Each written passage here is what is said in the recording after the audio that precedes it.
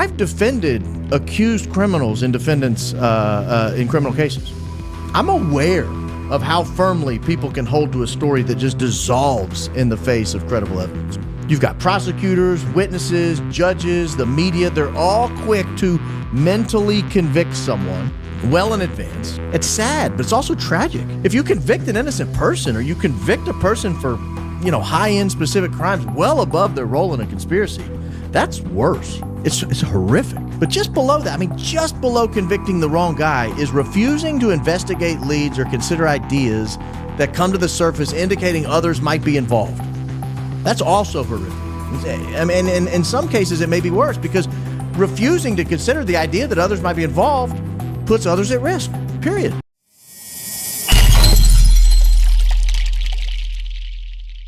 It's the one that only goes with a shadow in the front, and this is a copyright disclaimer. Copyright disclaimer under Section 107 of the Copyright Act 1976. Allowance is made for fair use for purposes such as criticism, comment, news reporting, scholarship, and research. Fair use is a use permitted by copyright statute that might otherwise be infringing. Non-profit, educational, or personal use tips the balance in favor of fair use. Welcome back to the Idaho 4 Files.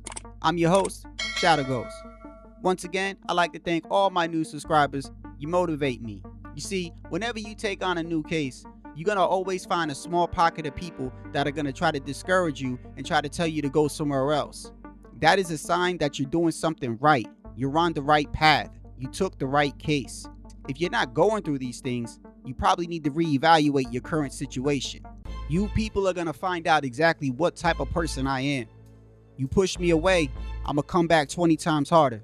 Because the truth is, everybody has a role to play, including the people that perpetrated this crime, all the way down to the people that covered it up, all the way down to the mainstream media, the same people that want you to believe that Bryan Kohberger committed this crime within a span of 4 minutes, and all you heard was a dog barking. But we have a role to play as well, because it's going to take all of us as a whole, as a collective, to find out the truth and find out what happened to these 4 victims. It's apparent that we've been lied to since day one, and a line has been drawn in the sand. You see, to me, there's 2 sides, the side of truth and justice and the other side of lies and deception. Crazy thing is, you got people playing for the wrong side and they don't even know it. Me, I'm not worried about it. I know which side I'm on. I'm trying to find out the truth. And with that, let's jump straight into it. On December 6, 2025, a content creator going by the name Jules with True Crime Reactions received additional footage via FOIA request coming from the surveillance camera at 1112 King Road. The footage I am particularly interested in is the one that starts at 2:25 a.m. and beyond. If you're one of the people that believe these 4 victims were killed between 4 a.m. and 4:30, this footage is very revealing. But it's not just what you see and hear in this footage that tells the story. It's everything outside of it as a whole. Let me explain. In my series, The Idaho Files, so far I've only shown footage coming from the 1112 King Road residence. However, there are other places that had surveillance video. One is called the dumpster cam, and the other one is located on Linda Lane. Prior to December 6th, the footage located on Linda Lane as well as the dumpster cam are ones of controversy. That's because we were told that the victims were killed between 4 a.m. and 4:30. However, from the hours of 12 a.m. leading all the way up to 3:30 a.m., strange things can be heard on both of these security cams. Before we get into these security cams, I think it's important that we take a look at Ethan and Xana. We were told by Dylan and Bethany, as well as the footage taken at the grub truck, that Kaylee and Maddie got home at 2 a.m. Now, there was another part of this case where people are talking about a time delta, missing time, or as in the footage has been tampered with. Now, for the sake of this video, let's go with the official time. Let's say Maddie and Kaylee did get home at 2 a.m. However, we don't even know if that's completely accurate. I find it very strange that they could show us footage of a white Elantra circling the residence and they say that that's Bryan Kohberger, yet we never see any footage of Maddie and Kaylee arriving home. We never see any footage of Ethan and Xana arriving home. But let's just say, for the sake of the narrative, Maddie and Kaylee did get home at 2. Let's go back to the state's exhibit list. It states, after spending the evening out, roommates Dylan, Bethany, Kaylee, and Maddie returned to their home at 1122 King Road in the early morning hours of November 13, 2022. At approximately 2 a.m., they met up in Kaylee's bedroom and talked for a while before going to bed. The 5th roommate, Xana, who was out with her boyfriend, Ethan Chapin, was not home yet. The roommates debated going out to a food truck for a late night snack. It then states at 2:10 a.m., Dylan will send a text to an Uber driver she knew to see if he was driving. At approximately 4 a.m., Dylan heard strange noises and crying coming from the bathroom. She opened her door and at one point saw a man dressed in black with a ski mask walking by her bedroom door. She then placed calls and texts to her other roommates to see if they were awake. Only Bethany, who resided on the ground floor, answered. They spoke for 24 seconds, during which Dylan told Bethany she thought she heard something. Then around a minute later, they spoke for 41 seconds, and Dylan told Bethany she saw a man in a ski mask leaving the house. I then went ahead back to the supplemental narrative and went back to November 17th when Detective Vicky Gooch and Moscow Police Department Sergeant Baker interviewed Dylan at her residence. This is the part where I really need you to pay attention. Listen to these events. Initially, she was asked to describe what the girls did on the 12th of November, but she described there was a ball on Friday night, November 11, 2022. It was a sorority ball, which she briefly attended. She explained she started drinking at 4:30 p.m. on the 11th. She then goes on to state that the next day around 5 p.m., this is Saturday, November 12th, they were all together at the house, and all the girls decided to take naps, and they all set their alarms for 8 p.m. She also believes Ethan may have came over the house at this time, but she was not certain if it was Ethan that came over or if he showed up at a different time. Now, it's important to note that this report, like everything else in this case, is heavily redacted. But the important thing I'm trying to find out is exactly where did Ethan and Xana go and what time they possibly could have got back to the residence. So let's continue. She explains that she had an assignment due in her psychology class and she posted the assignment at approximately 10:12 p.m. She believes she then left the house at approximately 10:30 p.m. Saturday night. When she left the house, Kaylee was still there with one of her friends. However, she does not know her friend's name. She described her friend as being a female and being nice. After she left the house, she saw Maddie between the residents, and Maddie was holding a box of White Claws. She said that she talked to Maddie and then continued to go to the Kai function. She believed Maddie was going back to the residence to get ready to go to the club with Kaylee. It goes on to explain that Dylan arrived at the function and she wanted to meet up with Xana. So she ends up calling Xana on her cell phone to find out which apartment she was in, and she finally finds Xana and Ethan. And she says people were going in and out of the fraternity lodge for the entire night. She said there was a lot of people at this function. So she's confirming that she was with Ethan and Xana for a large portion of the night. Let's fast forward a little bit. She was with Ethan and Xana during part of the night. She explained Ethan had been trying to get in contact with his sister because she had been upset about something and he was worried about her, but he did not know what the issue was. She remembered Blank told her brother she had not been answering her cell phone because she had been sleeping. She described Ethan as being very protective of his sister as well as protective of all the roommates. Now it states here that Dylan was very intoxicated and continued to drink. She even consumed something called a Borg. The detective had to look up what a Borg was, and it states that a Borg is an alcoholic beverage which requires taking an empty gallon container and filling it halfway with water, adding it with vodka, in order to make the taste of vodka disappear. It's important to take note of how intoxicated Dylan claims to be at this point, because later on she's going to be able to describe certain parts of the night and then other parts of the night she has no memory of. She can tell you what the man in black said to Kaylee as he was attacking her. She can tell you that they were watching Vampire Diaries, but when it comes to other things, she has no recollection.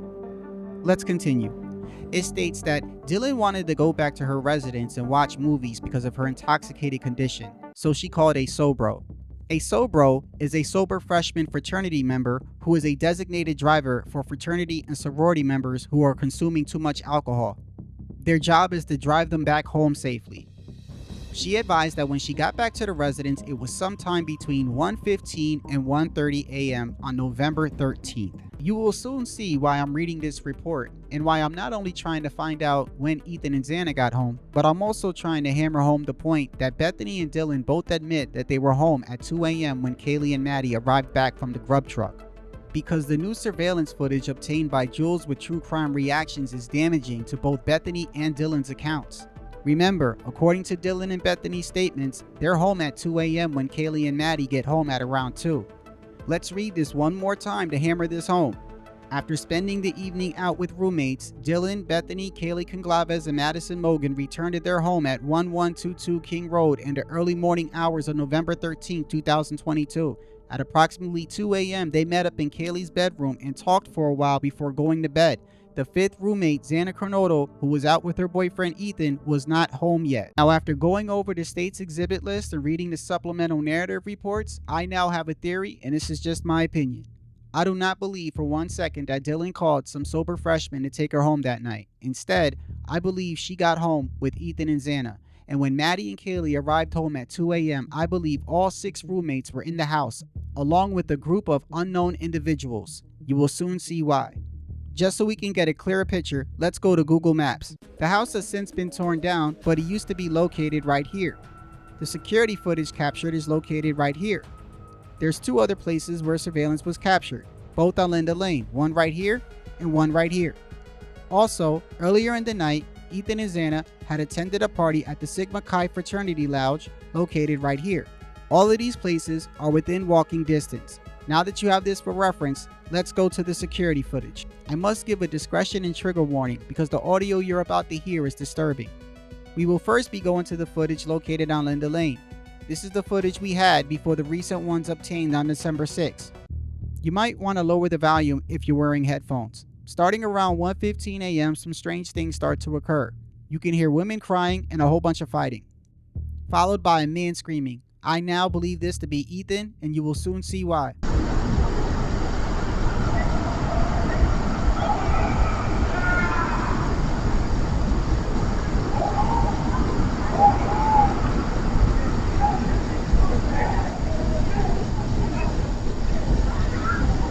There's definitely an attack taking place, and you can hear women yelling and crying, as well as a man letting out a horrific scream as if he's in pain. Then, beginning at around 1:17, you're going to hear a group of men in unison start to chant and sing a song. I believe they are doing this because they want to cover up the noises from the attack. I want you to keep note of these things, as these things will happen again later.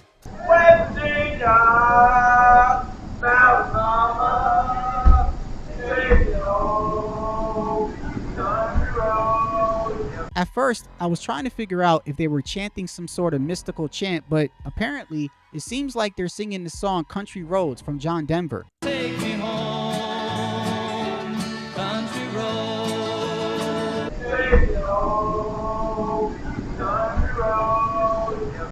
The commotion continues. Then you hear women cry again, and then you hear another fight happen, and you hear a guy in the background yelling, "Make it right or get it right."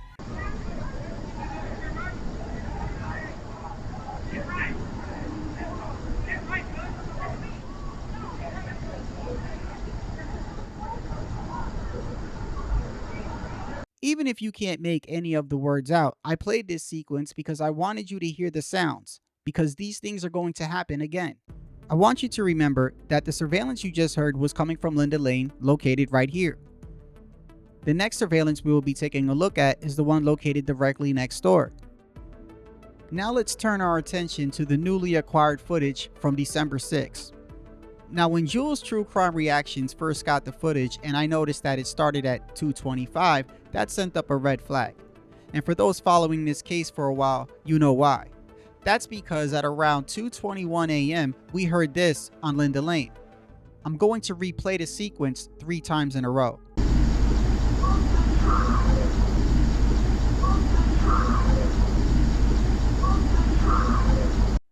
I was curious and wanted to know why they sent her the footage starting at 2:25.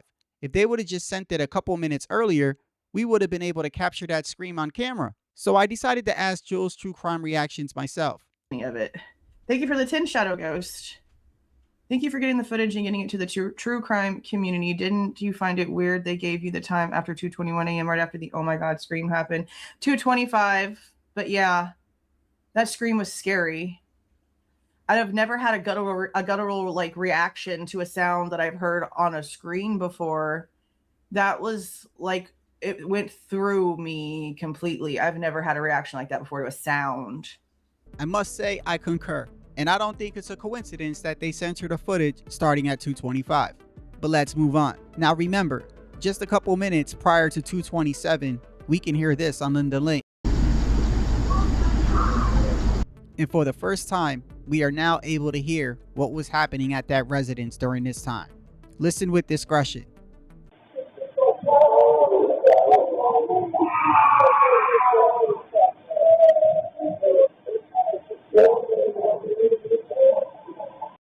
Don't worry, I'm gonna play it again. But does that scream sound familiar?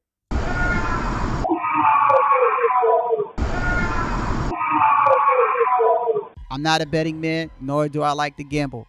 But if you gave me $1 million and told me I had to place a bet and tell you who I think that is, I believe that's Ethan screaming for his life.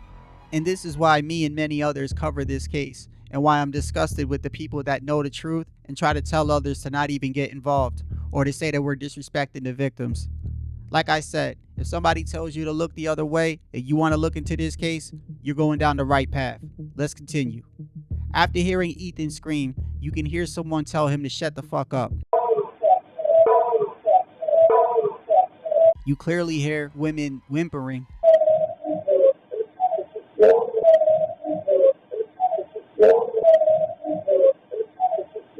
You will soon hear that there are multiple individuals in this house. One of them seems to be in charge, just by the way that he's talking.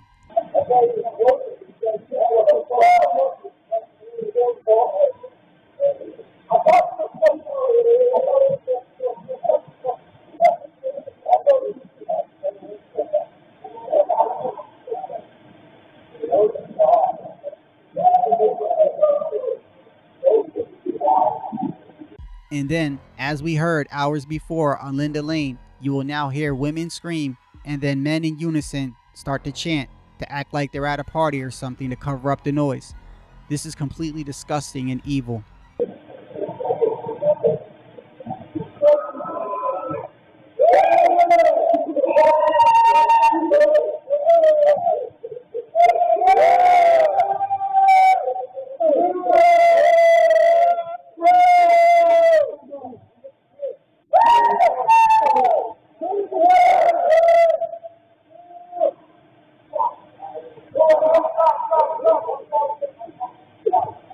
You hear one of them say, "Stop, stop, stop, stop," as if maybe to hold up or something like that. I'll play it again. Now brace yourself, because if all this stuff wasn't bad enough, you're about to hear one of the most blood-curdling screams I've ever heard in my life. At around 2:49 and 17 seconds, you hear another scream.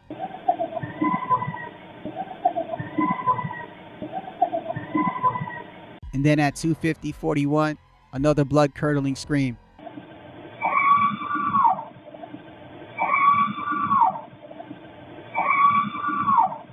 For me, it's not hard to comprehend. We're listening to people being tortured next door. At around 2:57, I hear another whimper.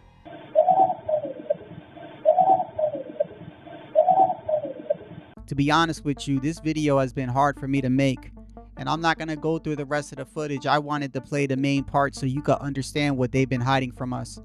And I also want you to ask yourself this: what is Dylan and Bethany doing around this time?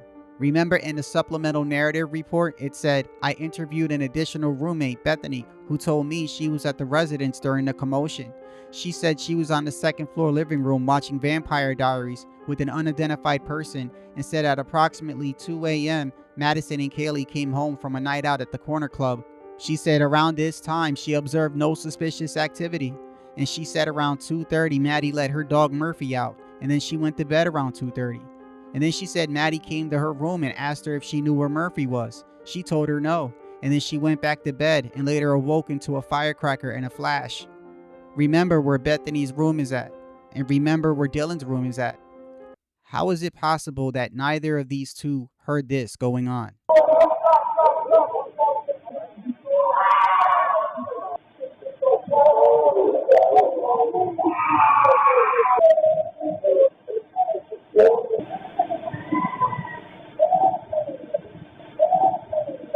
Now, I'm not sure what time Ethan and Xana got home, but I know they didn't get home at no 4 a.m. Sometimes I wonder if Dylan and Bethany were even at the house that night.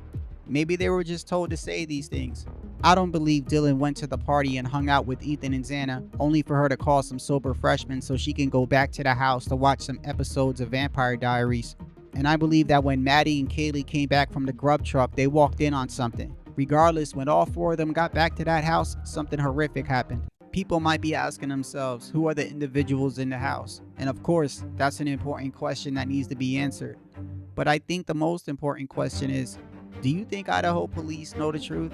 Do you think the prosecutor Bill Thompson is aware of this footage? Do you think that they really believe that Brian Kohlberger entered the house between 4 and 4:30 and then proceeded to kill 4 victims in a span of 4 minutes? The injuries never added up to begin with. All 4 victims have multiple injuries all over their bodies. And after hearing that audio, it's safe to assume that all 4 victims were tortured.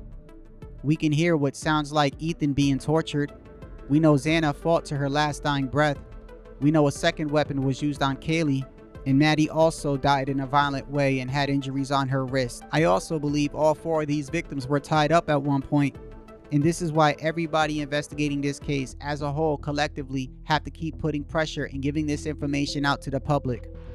If you're still one of these people that believe Brian Kohlberger is guilty of this crime, I'm curious to hear what you have to say in the comment section. If you stayed with me for the entirety of this video, I really appreciate your support, and tune in next time as we dive deeper.